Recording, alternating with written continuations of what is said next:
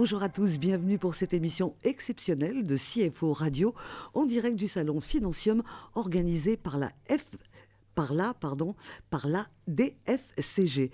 Aujourd'hui, j'ai le plaisir de recevoir Monsieur Mario Roche. Bonjour. Bonjour, ravi d'être avec vous. Merci de votre visite. Vous êtes vice-président Sales chez N2F, qui est un logiciel de notes de frais. Et vous ne dites pas que.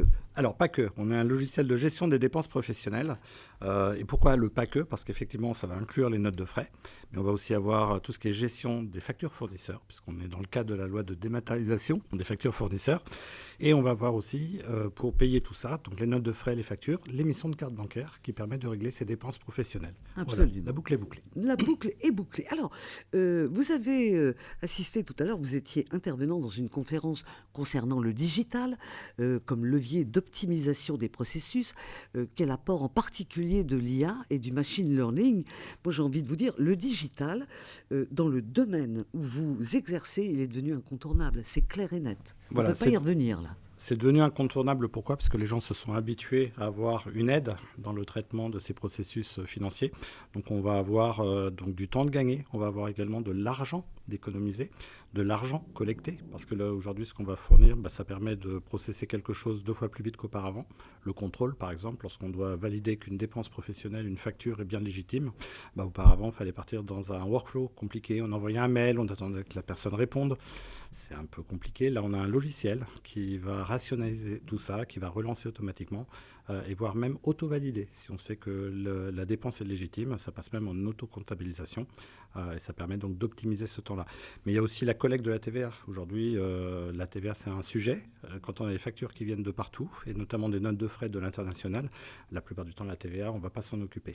Donc avec des outils comme les nôtres, on peut même aller rationaliser cette collecte de TVA et rentrer un peu plus de cash dans les comptes de la banque. Aujourd'hui, on est à un stade déjà très avancé.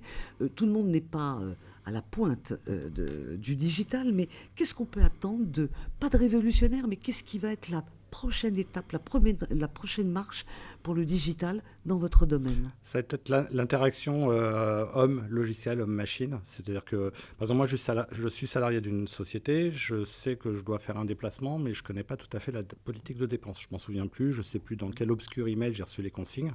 Je peux, via une interface logicielle dans l'application, venir poser la question. Je dois partir vers telle destination, je dois prendre un hôtel. Combien je peux dépenser pour ma nuit d'hôtel? Est-ce que je peux prendre un taxi pour faire l'aéroport-hôtel? Donc je pose de façon très classique, comme si j'interagissais par chat avec mon DAF ou mon manager, je pose la question. Et l'IA, par exemple, va venir consulter la politique de dépenses et répondre en langage clair sur ce que peut faire la personne. L'IA, aujourd'hui, vous diriez que c'est quelque chose qui a facilité, qui a réduit pour certaines personnes le temps de travail, mais dans le bon sens. Ça ne prend pas la place de l'homme, mais on gagne du temps, donc forcément on gagne de l'argent. On gagne du temps, on évite les erreurs. L'erreur Oui. coûte, donc c'est plus là-dessus éventuellement. Dans le contrôle, par exemple, l'IA, nous on va être capable de déterminer si une dépense peut être comptabilisée automatiquement ou si au contraire il faut s'y attarder. Le contrôle de gestion, où les personnes en comptabilité, auparavant devait se passer ligne par ligne les dépenses professionnelles. Désormais, on va mettre en rouge celles qui semblent être litigieuses ou non conformes à la politique de dépenses, ce qui fait que 95% du temps de contrôle est libéré pour se focaliser sur les 5% de contrôle de ces dépenses. Voilà. D'un mot, pour terminer, Mario, que ce soit vos salariés ou vos clients et les employés de vos clients, ça demandait une formation pour s'adapter à cette comptabilité qui est devenue digitale? Alors, nous, en tant qu'éditeur, on essaie de faire en sorte que l'ergonomie, que l'interface, tout puisse être naturel. Donc normalement, en termes d'onboarding, ça va solliciter peu l'esprit de la personne. Donc c'est un outil qu'elle va adopter assez facilement, qu'elle va prendre en main facilement. Comme ça, il n'y a pas de remise en question. Voilà. C'est parfait. C'est ce qu'il faut. Merci beaucoup, Mario, pour cette interview.